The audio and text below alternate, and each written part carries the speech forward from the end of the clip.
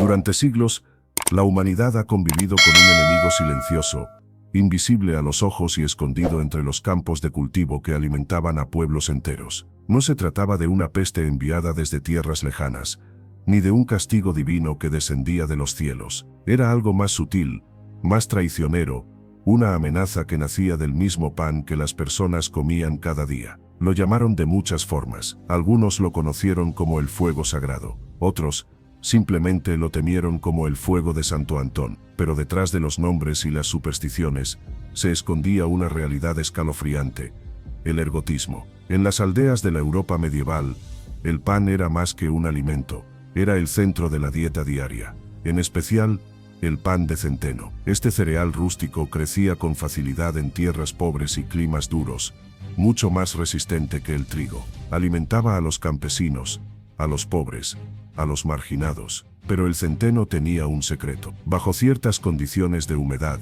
sombra y temperatura, un hongo microscópico lo invadía sin que nadie lo notara. Se trataba del Claviceps purpurea, un organismo diminuto, parásito del centeno, capaz de transformar la vida cotidiana en una auténtica pesadilla. Cuando el centeno se infectaba, en lugar de sus granos normales, aparecían estructuras negras, alargadas, conocidas como esclerocios. A simple vista, podían confundirse con semillas oscuras o con partes secas del tallo. Pero al ser cosechadas junto con el resto del grano, estas formaciones pasaban al molino, eran trituradas, convertidas en harina y finalmente horneadas en pan.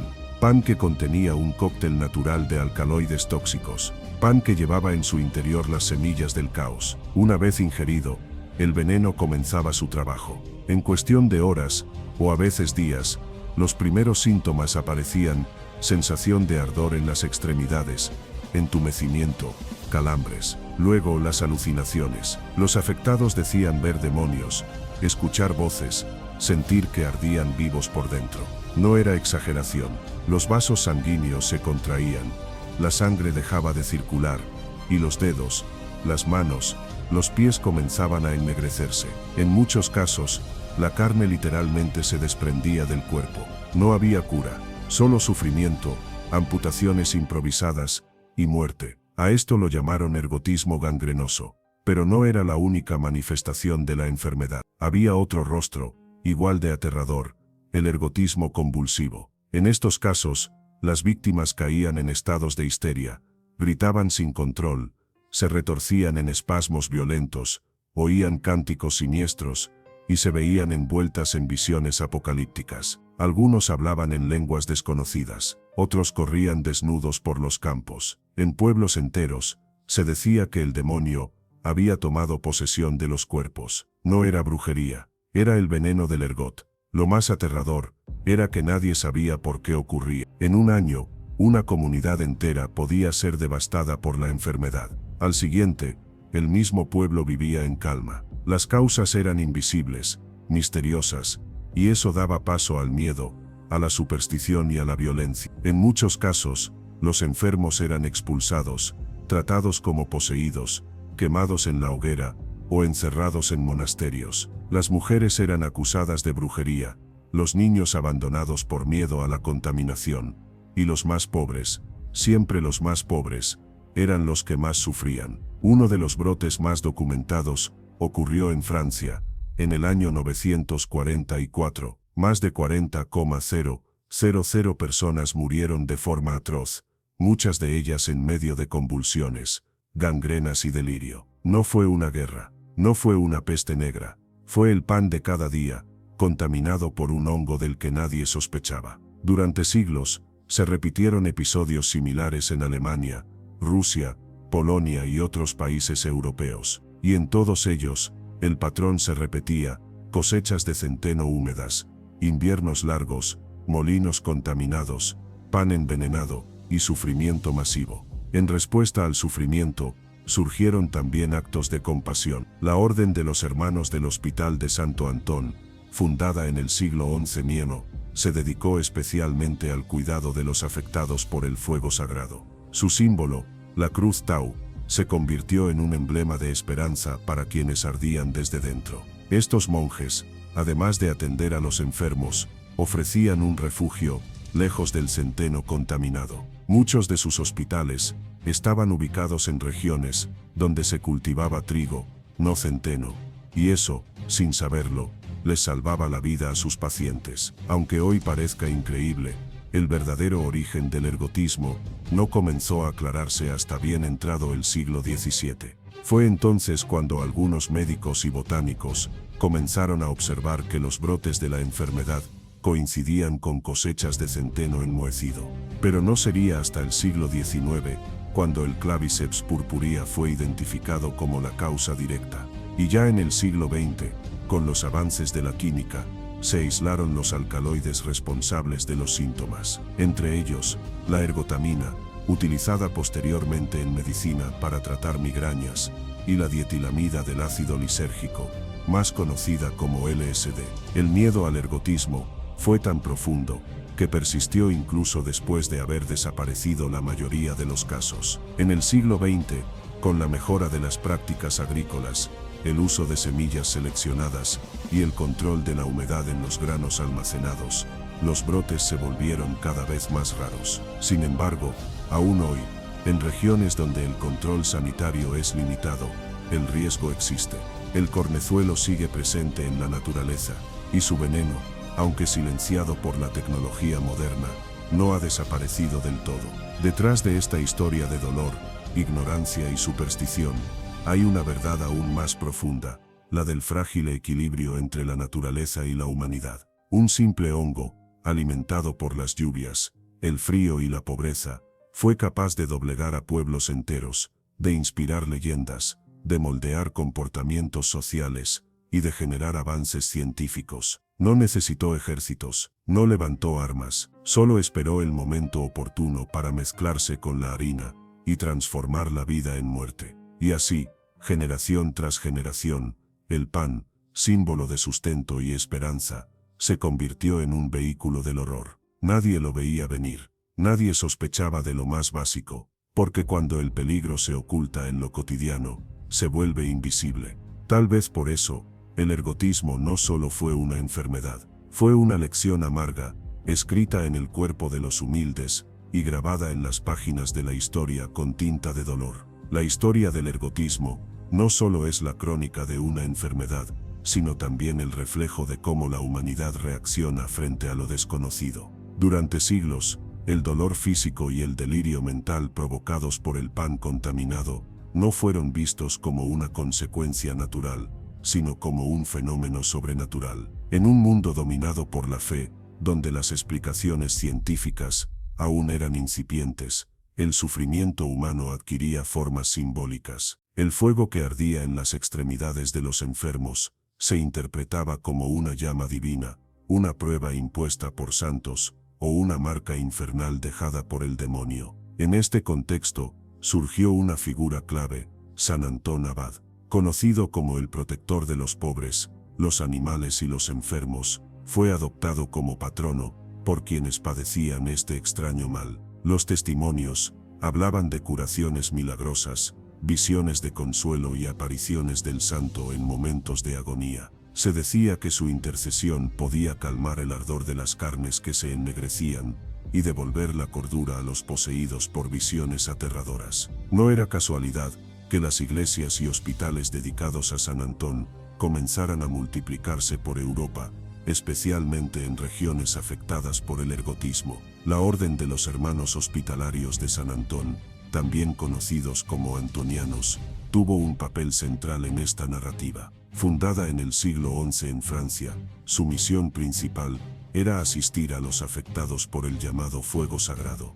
Vestían túnicas negras con la cruz Tau azul en el pecho, y su lema era simple: aliviar el sufrimiento. Establecieron más de 370 hospitales en todo el continente, muchos de los cuales ofrecían pan elaborado únicamente con trigo limpio, sin riesgo de contaminación. Sin saberlo, al cambiar la dieta de los pacientes, estaban interrumpiendo el ciclo del veneno. Estos hospitales no solo ofrecían alivio físico, sino también refugio espiritual. Aislados del mundo exterior, se convirtieron en espacios donde los enfermos podían recibir cuidados sin ser juzgados, azotados ni exorcizados. Allí, La caridad se anteponía al castigo, y la compasión reemplazaba al miedo. Fue un gesto silencioso de resistencia contra la ignorancia, porque aunque los antonianos no comprendían la causa científica del mal, actuaban con una intuición poderosa. Alejar a los pacientes del centeno era salvarlos. Pero fuera de esos muros de misericordia, el panorama era distinto. El terror colectivo crecía con cada brote, y donde el saber no llegaba, la superstición reinaba.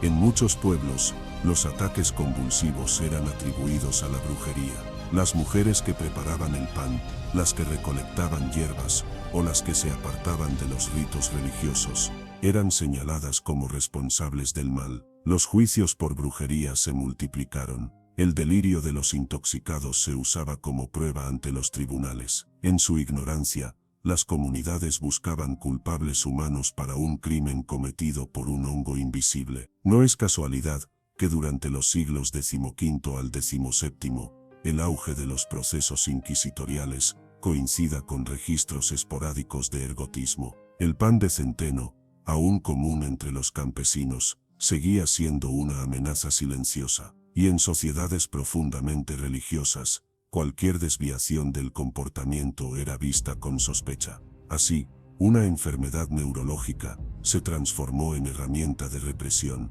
Muchas de las supuestas posesiones demoníacas pueden haber sido en realidad cuadros severos de intoxicación. La historia más famosa de este tipo es, sin duda, la de los juicios de Salem, en Massachusetts, en 1692. Aunque situada en el Nuevo Mundo, esta comunidad puritana compartía prácticas agrícolas similares a las europeas. El pan de centeno era parte fundamental de la dieta, y las descripciones de las jóvenes, poseídas, convulsiones, alucinaciones, cambios de voz, visiones aterradoras, son inquietantemente similares a los síntomas del ergotismo convulsivo. Algunos investigadores modernos han propuesto que un brote de Claviceps purpurea pudo haber desencadenado el pánico colectivo. Aunque no existe evidencia concluyente, la hipótesis nos recuerda cuán fina es la línea entre la ciencia y la creencia. Con el paso del tiempo, la mirada sobre el ergotismo comenzó a cambiar. El avance de la botánica, la química y la medicina abrió nuevas posibilidades de comprensión. En el siglo XVIII, muchos neurocientíficos, los naturalistas observaron que el centeno enmohecido coincidía con los periodos de mayor enfermedad. En el siglo XIX en Merosi, se identificó formalmente al hongo Claviceps purpurea como agente causal, y ya en el siglo XX, muchos neurocientíficos, los científicos lograron aislar los compuestos químicos responsables de los síntomas. Entre estos alcaloides, uno en particular capturó la atención: la ergotamina. Sus propiedades vasoconstrictoras la hacían útil para tratar ciertas hemorragias y migrañas. Por primera vez, el veneno ancestral se transformaba en medicina. Pero fue el químico suizo Albert Hofmann quien en 1938 sintetizó una derivación de la ergotamina que cambiaría el rumbo de la ciencia, el LSD, o dietilamida del ácido lisérgico. Aunque inicialmente buscado como fármaco, su descubrimiento accidental de los efectos psicodélicos del LSD en 1943 marcó el inicio de una nueva era.